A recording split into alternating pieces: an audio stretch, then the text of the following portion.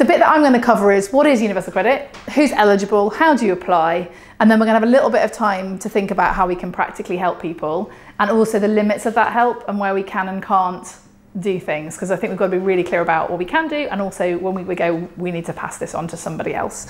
And actually, yeah, it's really important to know that, because the worst thing to do would be thinking you're helping someone and actually making their situation worse. So just before we start, universal credit is incredibly complex because human beings are complex and their lives are complex. So we're not going to go through loads of detail. If you're a policy geek, then I suggest you talk to Paul later, but also there's lots of stuff online you can read and watch and whatever, but this is just going to be a really quick overview. And I'm not a welfare benefits advisor, so I couldn't give someone very specific advice. You're not actually allowed to give money advice unless you're qualified, and I am not qualified. So this is a very general overview, but I couldn't sit with someone and give them specific advice saying do this or don't do that.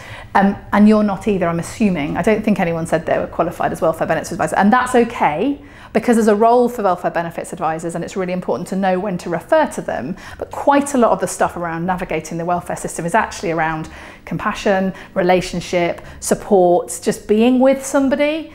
And actually that's our role. So then we're going to talk a little bit about what our role is and what other people's role is as well. So what is universal credit? It's the new working age benefit, and it replaces 6 other benefits you may have heard of as well. And they're now referred to as legacy benefits. So when people hear people talk about legacy benefits, that's actually these 6 benefits that have previously existed and are phasing them out. So they're going to be phased out bit by bit as universal credit is phased in. And they are income support, job seekers allowance, but there's 2 types of job seekers allowance. It's one of them, not both of them, just to confuse you. One's called income-based job seekers allowance. That's people who are looking for work. Income-related employment and support allowance, and mostly that's people who are not able to work because of disability or illness, sometimes short-term, sometimes long-term. Housing benefit, which is previously administered separately, so you might get a JSA claim and you might also have a housing benefit claim, now it's all one. Working tax credit, so people who are in work but low income, and working tax credit tops them up, that's now will be universal credit. And also child tax credit, so in work but with children, and you get a top up effectively. So you'll see from that, they're all going to become universal credit. So if you're on one of those right now, chances are you'll still be on it. But if you you're in work and you suddenly lost your job and you applied new, you wouldn't get put on any of those, you'd only get put on universal credit. And we'll come on to migration and how we move, how people are getting moved from one to the other shortly. But that's effectively what it is. What it's not, it doesn't include all benefits. So the idea is it's one big benefit for anyone of working age, but actually some people will be in receipt of more than one benefit, and it's just be aware of that. So disability benefits are completely separate. They are PIP, personal independence payment, and DLA, disability living allowance. You might be in work, you might not be in work to get those. They're completely assessed very differently. And so people might be in receipt of one of those or both of those and universal credit. Some job seekers allowance, called contribution based, and Paul will be able to tell you more about what that means. Some employment support allowance, again, contribution based. So if someone says they're on job seekers allowance, it's worth checking which one. But it doesn't really matter to you, but just bear in mind there might be people who are still on ESA and JSA when everyone else is on universal credit. Pension credit, so if you're over the pension age and you're on low income, you'll continue to get that. So universal credit doesn't cover people who've retired. And the state pension, which obviously is a benefit that you get again once you're beyond retirement. So there might be people who are getting multiple benefits even though universal credit is their main source of income. So they'll be navigating more than one system, which is fun. So to apply for it, we've talked about its working age. So usually 18 or over. There's some small cases where people 16 and 17 are able to apply for it, but mostly it's 18 plus up to the state pension age. So if you're state pension age, or you're in a partnership where your partner is state pension, so basically you can get it until you're state pension age, but because it's done for a household, if someone in your household is under pension age and you're over pension age, you'll still get universal credit because they go on the youngest person in the household. So, which we'll come on to the household element in a minute. You need to be living in the UK. I did try and look up some details around people in different immigration statuses and asylum and refugee statuses. It's very complicated. There's extra rules if you're not a British citizen. It's often to do with how long you've lived here and what visa you're on and all that kind of stuff. So I just recommend, if you're not sure, don't try and give advice, because it's incredibly complicated. Citizens Advice have got a really helpful page on immigration and benefits eligibility here, and there's a link there. So I will send you this PowerPoint afterwards and you can click on that and it'll take you to the Citizens Advice page. But I would actually just make sure you get someone to give you some good advice. The case, I think I was told that it's actually illegal to give immigration advice. It is, yes. So you should immigration advice, as in you can apply for a visa and yes, absolutely, you can get you'll get a visa. Yeah, absolutely. Immigration advice, a bit like money advice, is regulated, so you must not give immigration advice. If I could just say to your question, it's heavily regulated. You can't, put a sign above your door and say, I'm giving immigration benefit advice here. But don't let that stop you from sitting alongside someone and helping them. Yes, absolutely. So that's absolutely fine. It's actually about, the regulations are about people passing themselves off as something they're not, often for gain. So feel comfortable that you can talk to someone and just be a friend to them. And it's really important that you are. That's a really good point, yeah. So anything that we're running like a drop-in, where those conversations might happen. Yeah. If it's not specifically. If you give a welfare advice drop-in, then and put that above your door, then you're probably breaking the law, and rightly so. If somebody's asking you about their benefits and you're sat beside them and having a cup of tea with them, do your best and help them. And I think there is some really good reputable sites that you can go and look at on the internet, and you speak English. And that's a massive benefit, because a lot of them are very wordy, and if you're coming and your English is your second or third or fourth language and you're possibly traumatized, someone's sitting beside you with the Citizens Advice website and saying, look, this says this here, is that you? This says this here, is that you? That kind of stuff is absolutely fine. We just can't give a short, we can't sort of put ourselves as an advisor. The other thing, to apply for universal credit, you can't have more than £16,000 in savings. So if you have somebody who's historically earned a lot and has saved a lot, and then they're made redundant, the expectation is they've got money to live on, so they're not eligible for universal credit. That 16,000 doesn't include money you've got in pensions or if you've got it into a property. So it's liquidity, it's £16,000 liquidity. So that's another criteria. A lot of people in COVID who were made redundant found they fell foul of that. They thought they could get universal credit and it turned out they couldn't. Can you just remind me what age the pension age is? Oh yeah, so I think it's 66 at the moment. Depends on when you were born. So it's between 65 and 68. Okay. So yeah. And it's gradually going up. In terms of the people we're going to meet who claim UC, universal credit, they can be single or in couples, with or without children, lone parents, people who are sick and disabled, who are not able to work. They're a big chunk of people who are on universal credit, and we'll come to why that's important. We'll come to that later. Those who are carers. There's no eligibility whether you have to rent or own your own home. You can have both. People who are looking for jobs, but also people in work, part-time, full-time, because it's got the element of, you might be earning low income. You could be a full-time person and still be on universal credit. And also people who are self-employed. So there's a lot of variety of people for whom the bucket of universal credit sort of fills. So yeah, a huge number of different people. And I just looked up the latest data from May. So they do it by parliamentary constituency, the data. And I think you're in Holborn and St Pancras, I think. Is Keir Starmer not your MP? Is he? I think he is, I might be wrong. Is that right?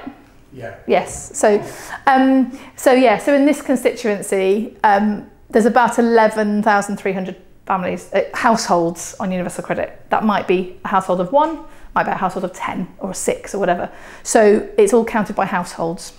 And there's about 8,000 not on universal credit. So there's still quite a significant number of people on what's known as the legacy benefits. Migration is the word that you'll use, hear people use. Migration means moving from one benefit to the other. And there's been lots and lots of plans for what they call managed migration, which is, right, we've got all these people on housing benefit, let's get them onto universal credit. And then there's natural migration, which is new people coming into the system, or their circumstances change. You might move house, or you might get married, or you might have a baby. And when your circumstances change, you automatically click into universal credit. So at the moment, migration is natural migration. People are just actually naturally clicking into it. They are planning to do some managed migration. Have you heard any more about that? So it just changed in the November statement. So families with children will be moved across, and you'll get a letter which will tell you to apply. And if you don't apply, they will chase you twice, and then you will be thrown off the system. So you have to, if you hear anybody getting this letter, you really have to sit beside them and tell them you can't ignore it. The people with sickness and disability were going to be pushed across, and they were the ones we were really worried about, because lots of people have been on employment support allowance for 10 years. They've just about managed to get sorted, and then this letter will come in, and they mightn't be in a position to fill it in. That's been delayed a further 2 years, I think, so 2028 will be when they end up being transferred across. But at the moment, the ones who you should look out for in your communities and in your church are especially single parents, and especially parents who've been claiming benefits for a while, because they are the ones who are going to be shifted across in the next 2 years. That's helpful, thank you. I did not know that. This is why Paul is always brilliant to have in a room. But yeah, I mean, the plans of managed migration keep changing. So I know before COVID, it was all going to be rolled out by 2018 and then 2019. It's actually incredibly complex and difficult to do. And there is a real worry about drop off of people who are often quite vulnerable. And a letter through their door isn't going to necessarily get opened and read, and then people are going to basically lose their benefits. So changes to the current benefit system. So if you've already encountered the benefit system, say you've been claiming ESA, employment support allowance, for quite a long time because you might have a disability, or perhaps you've had working tax credit because you've always been on low income. When you change to universal credit, there's quite a lot of differences, and that's often where people are really struggling and tripping up, because like Paul said, you've been claiming for a while, you've managed to sort it out, you know how it works, you know when the payments come in, you've got yourself into a routine, and it all changes. So the first thing about universal credit, which you probably already know, is it's online only. You can't do a paper form, you can't go into a job centre and do it, you have to do it online. You not only have to apply online, but you have to have regular internet access, because you're expected to constantly update your journal, which we'll come on to what that is in a minute. You're expected to communicate through the online system all the time. So you need a smartphone, a tablet, or a computer that has access to the internet. It's not a kind of one-off tick, phew, I've done it. You have to constantly be online. You also need photo ID, because you have to verify your identity online. So that's another place that we know a lot of people are struggling, particularly those who are vulnerably housed or rough sleeping. And they might have some identity papers, but they're locked in a storage unit, or they have lost them, or they've got wet. So you can verify your identity without having photo ID, but it's actually quite complicated. It delays the claim, and you usually need someone else to help you do that. So getting photo ID for people is really key. Passports or driving licenses, both of which are not always the case that people are going to have if they're particularly on low income. So just to be mindful of that. Yeah. Are those the only sort of valid photo ID that's down? No, there's other photo ID you can use, isn't there? I think there's... Essentially, they want driving license or passport. After that, you have to go on it. After that, they're ones that are held in a database, so they can verify it via the computer system. After that, it gets all very complicated. And I think the thing I would say about that is, as soon as you identify someone as, they're not going to go straight through the ID process. Get some advice as to their particular circumstances and what they can provide. And if you can, offer to walk into the job centre with them, because they will have to do a visit to check ID. Offer to sit with them, because it's a scary thing. It really is a scary thing. Yeah, absolutely. And it's suddenly, the system is designed that if you have everything all together, it should be quite straightforward. But as soon as you hit, actually I don't have a passport, it takes quite a lot longer. You're adding more complications. You have to do, for example, physical visits, taking pieces of paper, verifying yourself. It's all set up that if you're a nice, well-heeled middle-class person, it should be fine. And if you're not, then there's bumps along the road. So you just have to be really mindful of that. So again, if someone's worried about applying, sitting with them, having conversations, that kind of thing. There is one, I know a church that works a lot with rough sleepers, they just basically buy, every time anyone comes in, they buy them the provisional driving licence, which is 90 quid. And they're like, it's just the best 90 quid we've ever spent, because suddenly you've got photo ID. I mean, they've got to then not lose it, which is, but it's just a way of, they said like they've got a fund that they just apply for people. So I mean, that's what they're able to do. That at quite a large church with a lot of money. Well, not a lot of money, but they have a fund specifically to support those who are rough sleeping.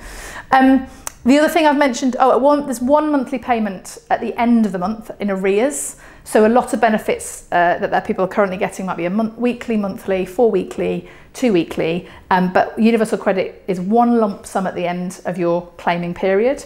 The idea is that's meant to mimic work, because obviously because obviously everybody works in a job where you get paid monthly at the end of the month, right? But the idea is it's meant to sort of be more like it's helping people to get into work. That's the real emphasis of universal credit, is about getting people into work. The payment is per household, not per individual. So if you apply, you'll have to say, if you live with somebody, what their income is as well. And you have to talk about your relationship status. And if they are also claiming benefits, your claims get linked. And you have to then link your claims together. So if people are living with somebody, you have to then talk about that. And if you've got children together, where are they living? You have to disclose all that. And then the household is given the award, which is what they call the money that you get given. If there's domestic violence or somebody ends up in a refuge or something like that, is there an easy way for that to then be split apart because somebody's then not? They're not. Do you want to take that one? Amber Rudd? Yeah, there is a mechanism, but you have to trigger it. And for the trigger to work well, both parties have to agree. But in the case of domestic violence, both parties obviously don't agree. So it takes time to get that through. So, I've never taken someone through the process, but I've challenged people from refugees who said it takes 2-3 months to sort that out. And often the money is all going into the partner's account, including the money for the children, and it's gone. And then people end up in debt, and that's a particular problem. I think one of the most, to lighten the tone, one of the most amusing tweets from the Department of Work and Pensions was about 5 years ago on Valentine's Day, in which they put out this lovely heart saying, "Are you living with your partner? This is the most common cause of benefit fraud, that not declaring you live with your partner." Now, when you say who is your partner, because I think lots of people, is it staying over 1 night a week? Is it staying over 2 nights a week? Is it staying over 3 nights a week? And the answer is, it's determined on your own individual circumstances, so you can't tell. So this idea of 2 claims becoming 1 isn't easy. And it's when somebody's claiming universal credit and they're starting to date someone, it starts to become an issue. And in a young church like I think you may be seeing that. Yeah, and I know that specifically just domestic abuse situations, it was a real worry with a lot of refuge charities and things like that. When the system was first designed, said, look, this is not protecting women who need to leave, actually, because it's one payment to a household.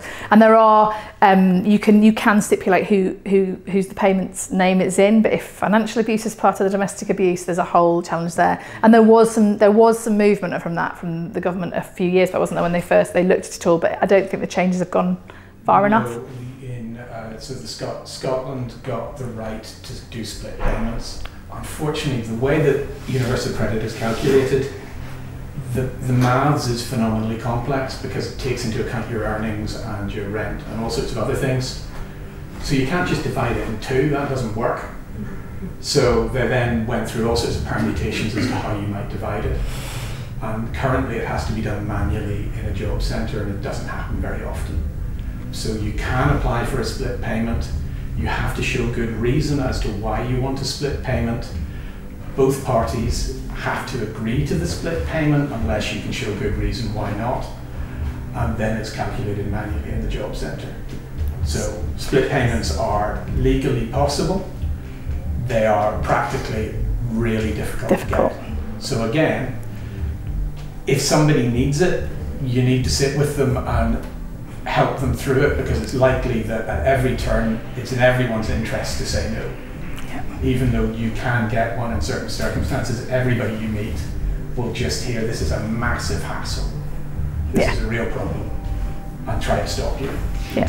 So it's helping them through those barriers. Yeah, absolutely. The next joy of the system is that the payment by default is to the tenant and not to the landlord. This is completely opposite to housing benefit. So housing benefit is directly paid to the landlord mostly, and the tenant doesn't see it. But now, as universal credit, you get a lump sum. It's called an award. We'll come on to Jargon in a minute. And the award is split into two elements: housing element and living element. And the housing element is effectively what used to be housing benefit, but the tenant gets that. So it's usually in London quite a lot of money. And if you're used to getting a few £100s a month and suddenly you've got over 1,000 going into your account every month, that's going to be quite, oh, I've got loads of money. I can actually do all the things that I haven't managed to do, like buy my kids trainers and all that, you know, and actually pay for the school trip that I'm overdue on and all those sort of things. So there's a real challenge there of people learning to budget that from having not expected to have it. And so there's a real worry about arrears and rent arrears and that kind of thing. So that's another big part of the system that there's a, you know, just got to think about the people that we're working with and how that affects them. There is a way of changing that, which we'll come on to in the same way as, yeah. One of the really big things, sorry. Yeah, no, this is perfect. One of the really big things is if somebody is overdrawn and they've maybe got an unauthorised overdraft, or the bank's trying to shut down their overdraft because they've lost their job, if you get your rent and everything paid into your bank account, the bank will just take that as payment of its debt, and then you won't be able to pay your rent. Yeah. So when somebody is first claiming, you have to work out whether or not the money to pay the rent is going to be available for them to pay the rent when it comes in 5 weeks after the claim. Yeah. And again, that's often why you choose one partner over another partner's bank account, is which one is the money going to be sucked out of before you get to spend it. Yeah, absolutely. And the final thing about universal credit is, as Paul's already said, it's an incredibly complicated system. It's like working out that you can't just suddenly say, right, this sort of person will get £500 a month, this sort of person will get £1,000 a month. It's incredibly complicated working out your rent, but also your income, and it varies. So it assesses every month. So if you're self-employed or you work flexible hours, you might work seasonally, so you might be a builder and do loads of work in the summer, but then actually not get as much pay in the winter. Each month it will change, and they'll work that out based on your actual earnings. So for some people that's completely normal, because if you're working flexibly that's fine, but for a lot of people that's quite a change to have to, you know, and you get an email telling you what you're going to get, and then you get it the week later, and that amount can change. It is calculated every month. So people particularly who are on 0 hours contracts and don't know how many hours they're going to get, that can affect them really hugely. So they're the sort of big changes in the system. For those who experienced claiming JSA or housing benefit for years and years and years, these are the challenges that people are going to face. Obviously, if you've never claimed benefits before and you've encountered the system for the first time, this is all you know. But we're just aware that there's all those changes and they can cause real problems. Sorry. No. One of the other big things is if you get paid not monthly. So if you get paid weekly, some months there are 5 paydays and some months there are 4. How much you earn means a great deal for how much you get in benefits. So it can be you're expecting your standard £900 a month, and it goes all the way down to £200, and that's often, some people get paid 4 weekly. I think it was at the last survey it was 15% of the population gets paid 4 weekly, which means that some months they get 8 weeks pay counted against 1 month's universal credit, which means they get nothing. And how do you budget that? How do you work it out? And for lots of people, that's the big step into debt. Is they were expecting a reasonable amount 1 month, and they can't cover the rent.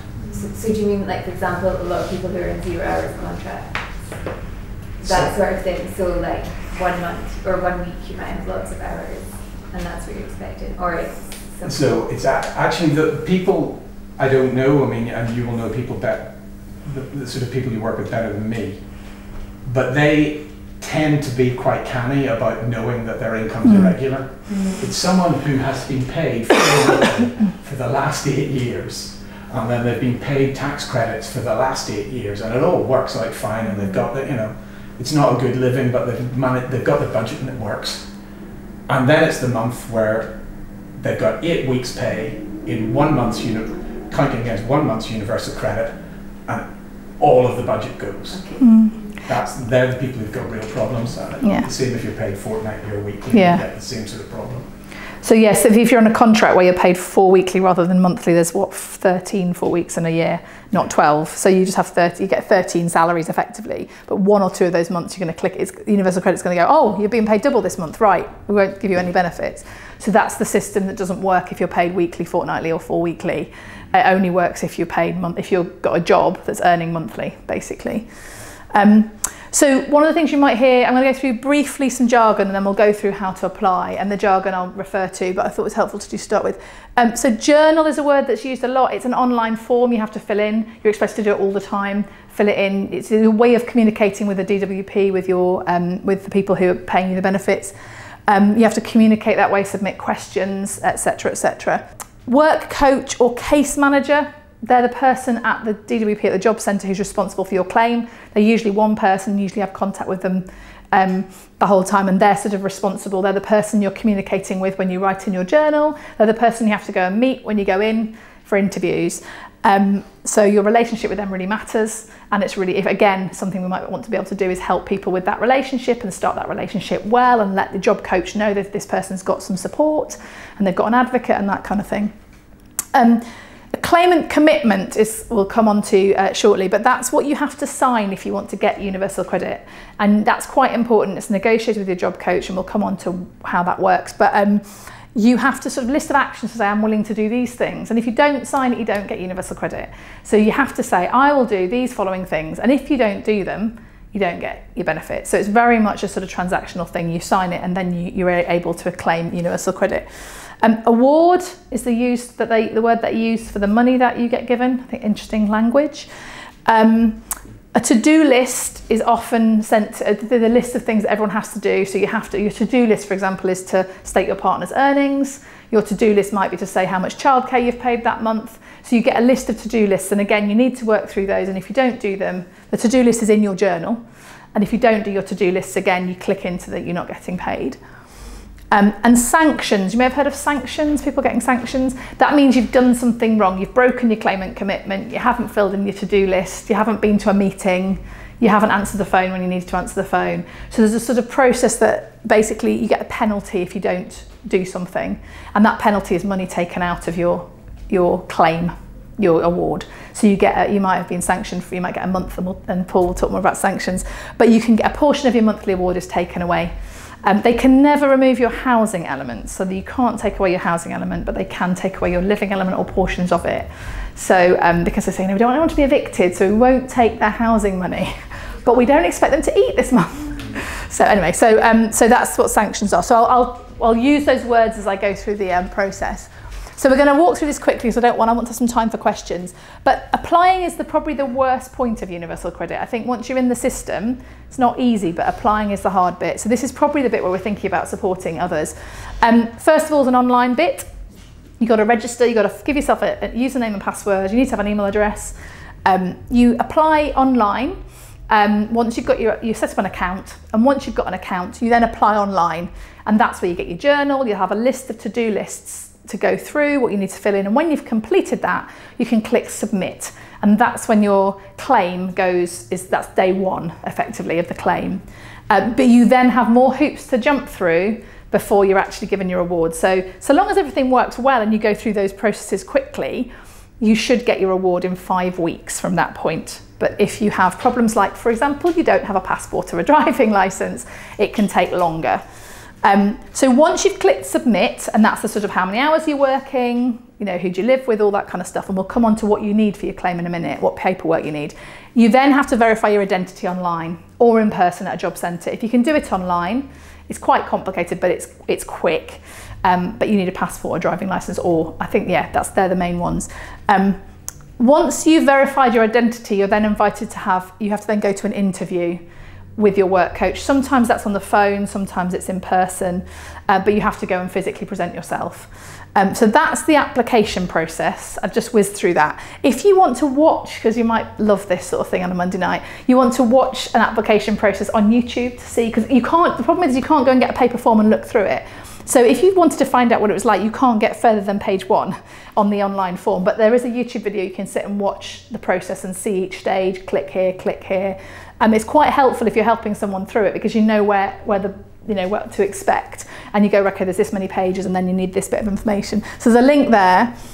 There's also some from Northern Ireland Direct. They've put some brilliant animations together about some little helpful steps as you go along. You have to bear in mind though, it's from Northern Ireland Direct, and in Northern Ireland some things are slightly different in terms of benefit claiming. So they have better, I think, for example, you can split payments and more easily, and you can get paid every 2 weeks. And there's various things, so don't believe everything you hear, but the animations are really helpful for people to see, and it's broken down to little chunks. So again, I've put the links there. We won't look at them now, but I'll send this to you later if you want to.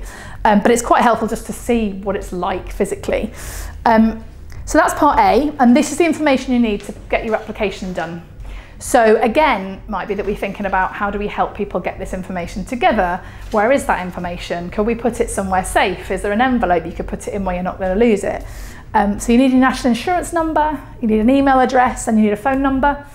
You need to know your address and your landlord's address. So finding your landlord's address out, and how much rent you're paying. Now, if you're getting housing benefit and you've never seen that rent, that might be quite a bit of work to find that out. You also need a bank account. If you don't have one, you have to open one. Ideally not overdrawn, because as we've talked about, if your housing element goes in, it gets taken as the overdraft. You can't pay your rent. Details of savings that you have, and any income or salary you already have coming in, including your partner's income and salary as well. So it's quite a lot of detailed figures that you need. If you have all that, you fill it all in, you click submit, you started the process. The next bit is an interview. And this is actually really crucial, and again, this is probably, I'd say, where if you're walking with someone, this is where it's really tough, and they might need a friend to help with them. So you need to make your arrangement for an interview. Sometimes I've heard they're on the phone, sometimes they're in person. It depends what your situation is. And then you basically have an interview with the person who is your work coach, and they get to, that's your time to talk to them. In this interview, that's where you sign your claimant commitment. So if you are wanting to be really clear, I cannot work between these hours and these hours because I have childcare, or I am not physically capable of doing more than 12 hours a week because of a disability that I have, that's where you need to be really clear and state it well. Be ready to answer the questions and be able to say, this is what I can and can't do. And that's, again, really important interview to get ready for. They'll also ask you to bring some paperwork in. Again, you'll be told all this in your journal, but it's helpful for you to know that they'll be expected to take things in. And when you sign the claimant commitment, then that's the sort of next tick in the box. But people shouldn't sign it if they don't think they can do it, because then they'll just get sanctioned. So if you can't travel 2 hours each way to look for work, you have to say that. Otherwise you'll sign it, and then they'll be like, well, you haven't looked for this job, so you're going to get sanctioned. You need your medical documents and your doctor's note and stuff at that point. Do you? I think you do if you're claiming because you've got disability, you're initially put on just as unemployed. You then have a doctor's note which gives you sickness essentially for the period up until they arrange a work capability assessment. So at any point you can hand the doctor's note over and say, and fill in the form that says I want to go do a work capability assessment. But if you do it there, then hopefully they're not going to press your claimant commitment too hard on you. Yeah. Yes. You can do it before then, can't you? I think you can apply beforehand, because but this is the point at which you meet an actual human and you can have that conversation. But it used to be, and many people thought that you didn't have to do something like a claimant commitment. But it doesn't. As soon as you enter, you have to do a claimant commitment, even if you put in the statement that you're too sick to work, or you've got a disability that means you're not going to be able to work. They'll still make you go through this, so it's really important that and they can sanction you for not doing those things, even if you're waiting for a work capability assessment. Yeah, and that's absolutely. And then if you don't attend the interview, you drop out the system and you have to start all over again. So the interview is kind of, don't do that. Even though you click submit on an online form, it stops. So it's really important, even if people are fearful about going or a bit worried about it, they need to get there. Otherwise, they've basically dropped out the system. There's some citizens' advice sheets there which help people preparing for interview. There's some good questions on there. There's a list of what documentation you might need to bring. But it's just, this is a real difficult point of the application process. And so it's just making sure you can prepare people as much as possible. The other thing is when you get there, there's a conditionality, which we've talked about already. So you get put on a conditionality as in you're capable to work or you're not capable to work. And depending on which conditionality on depends on how you're then treated, whether you have, Paul, I think you're going to talk a little bit more about this later a bit, but briefly. But if you are capable of work, the expectation is you'll always be looking for it, you'll be looking for jobs, you'll be going for interviews, and therefore, and you know, and how many hours you're able to work. And if you're not able to work, you have a work capability assessment to make sure that you're not able to work. And that can take a little while. But once you've had that, theoretically, you're protected from you need to be looking for jobs, you need to be looking for jobs, you need to be looking for jobs. So there's actually 3. Oh, yes, there is, yes. Not able to work and not likely to be able to work in the near future. Then there's not able to work but capable of, it's called the work preparation group, and single parents are often put in that too. And then there's full conditionality, which is a 35 hours a week work search. And you must be available for work 35 hours a week, and you must search for work 35 hours a week. Yeah, so it's very compartmental. I've forgotten about the sort of effectively, I'm never going to be able to work. I at some point will be able to work, and I'm now able to work. They're the sort of the categories they put you in. Yeah, I'd forgotten about the middle one. So yeah, what conditionality you're on is quite important, because you know if you get put in that I can look for work 35 hours a week and you can't, then you're obviously then going to fall into things like the sanction process. So that's how to apply. Final bit, this is the ongoing bit.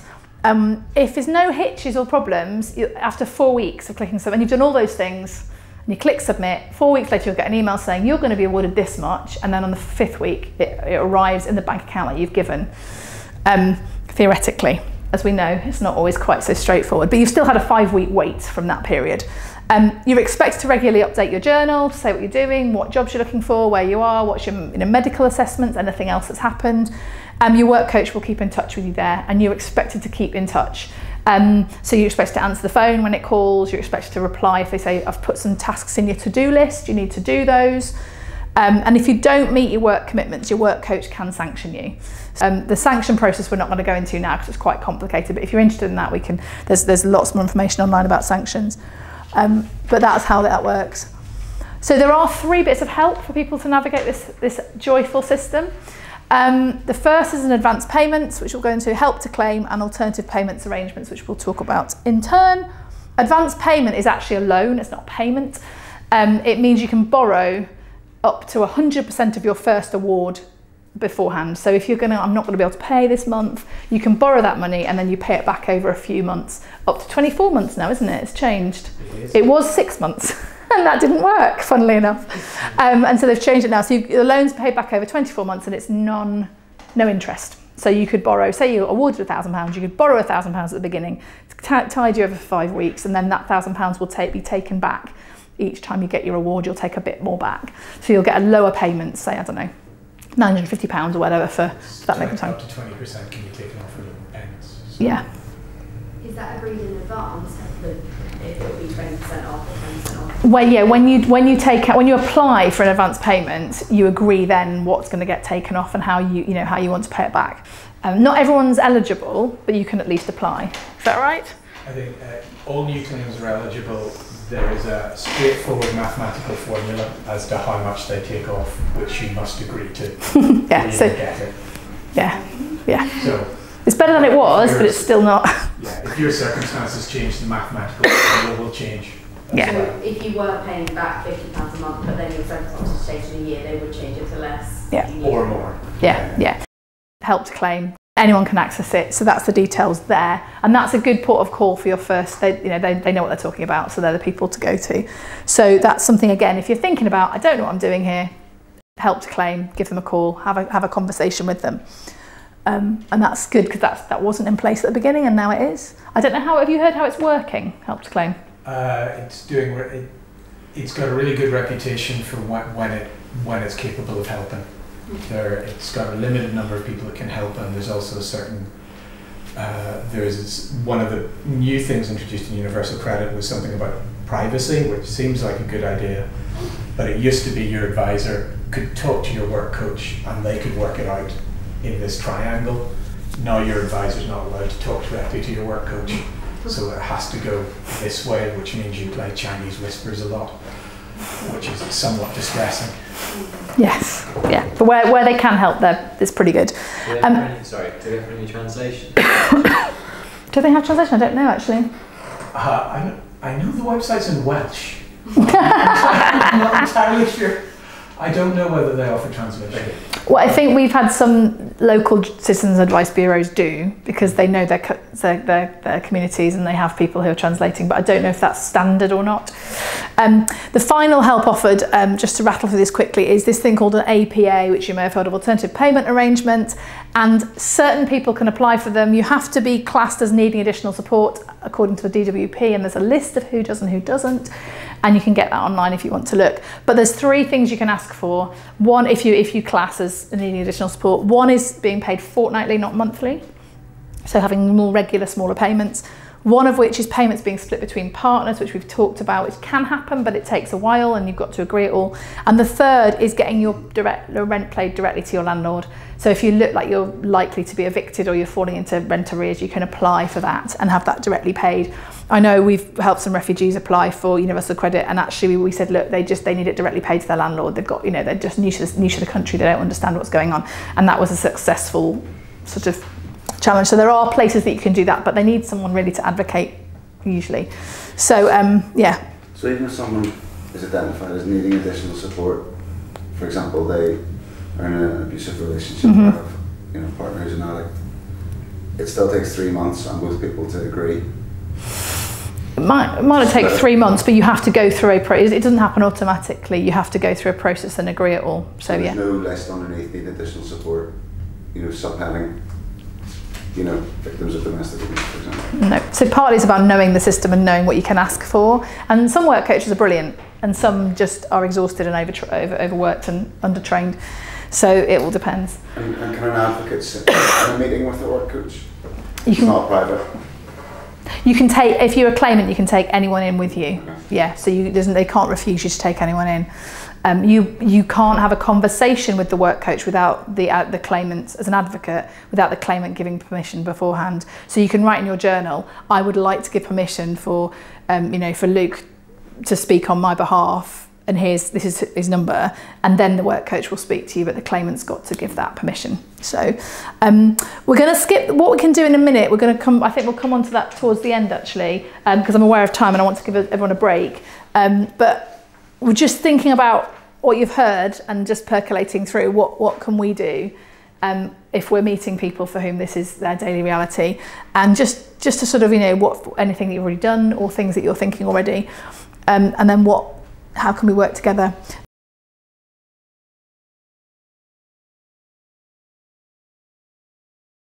Just a few things I talked about in terms of boundaries and what we can't do and what we shouldn't do. We shouldn't give advice on whether someone should go from legacy benefits to universal credit. It's actually quite complicated. People might be worse off on universal credit. So if someone says, oh, should I go on to it or not? We really must not say, yes, yeah, go for it, it's fine, or no, don't. There are some benefit checkers around. You can do online benefit checks where you can put people's details in and see what they're going to come out as. And you can also, again, talk to citizens advice or a money and welfare benefits advisor, but don't give that advice. We're not allowed to tell them what they should do with their money. Oh, you should move to a smaller house so you pay less rent and you'll get more living allowance. We've got to be really careful about those boundaries. We can get alongside people and ask them questions and help them, but we can't tell them what to do. And that's the regulated bit. Again, we've already mentioned this, don't give someone advice about their immigration status and whether they're eligible. Sit with them, but don't give them advice. That's always the key thing. And there are some great guides that say online. And we mustn't offer loans or money or anything like that. That's just really not a great idea boundary-wise. And if people do need money advice, we've got, and I think there's you run CAP here. So we've got places you can refer to people if they're going, I can't cope, I'm in debt, would you just give me a bit until. Advance payments one option, but then actually getting proper advice is what we really want to be doing. So just a few sort of things about what we can't do. But I think very much what Paul said, it's actually about relationships, sitting with people and helping them through what is actually could seem quite a terrifying process. Any questions or thoughts, or does everyone need cake right now?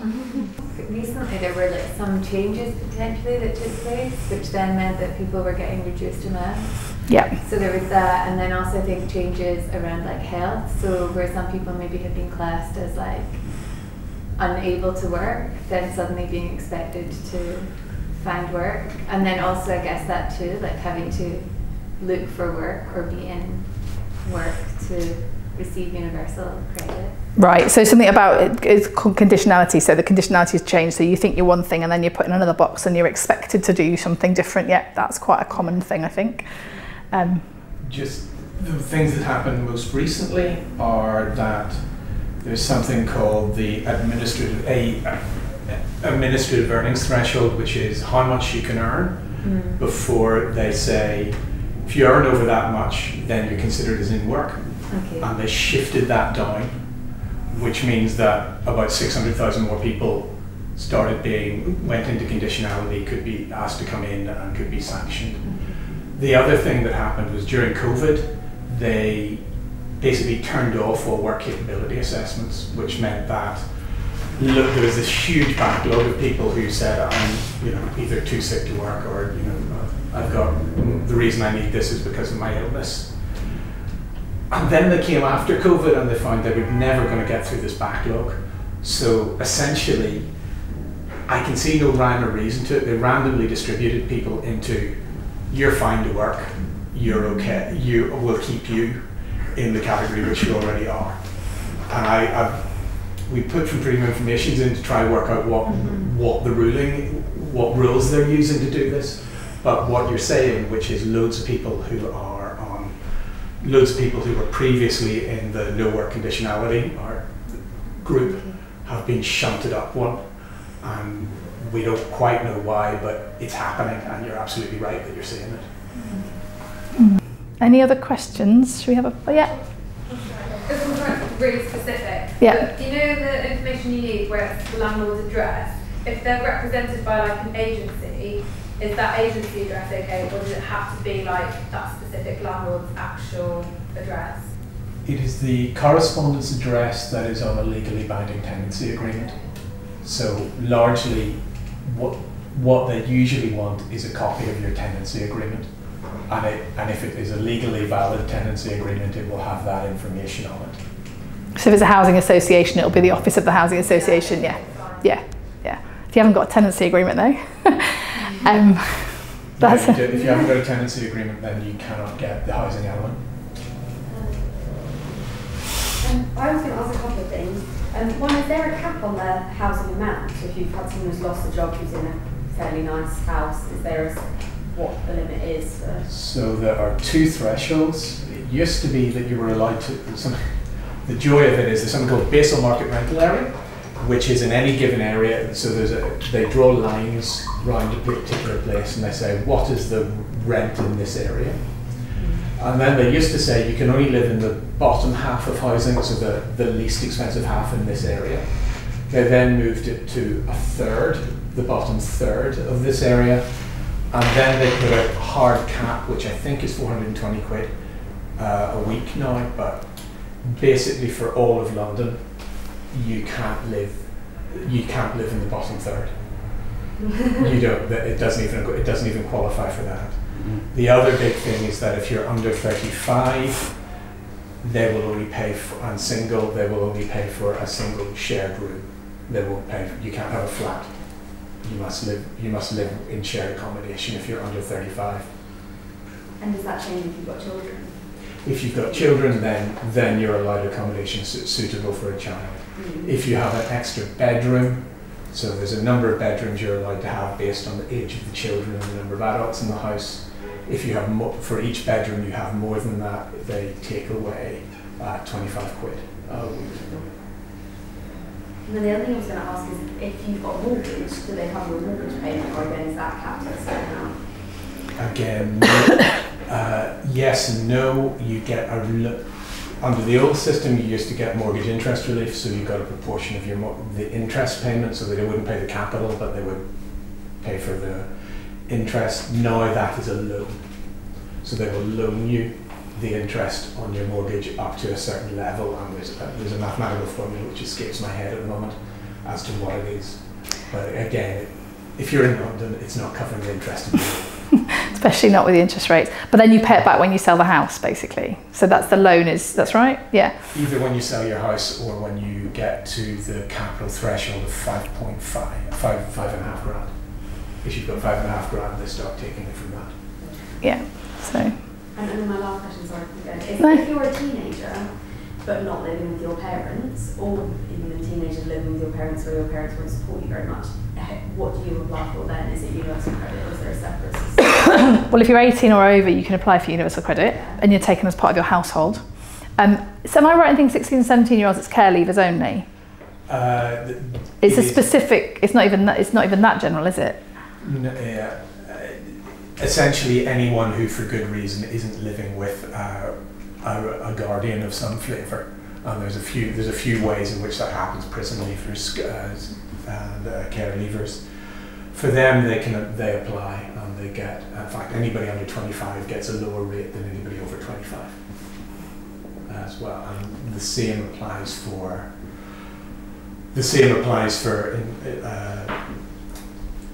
the accommodation that they can afford. The one good thing is that care leavers, there was a big fuss made about them about 2012, 2013. So there's a really good process. If you shout, this person's a care leaver, and there's a really good process you can get them onto, but you have to shout, this person's a care leaver, and that gateway is open to you till you're 21. So even if you left care when you were 16, at 21 you can still say, I'm a care leaver, and you get this much nicer process, which is much more helpful to you.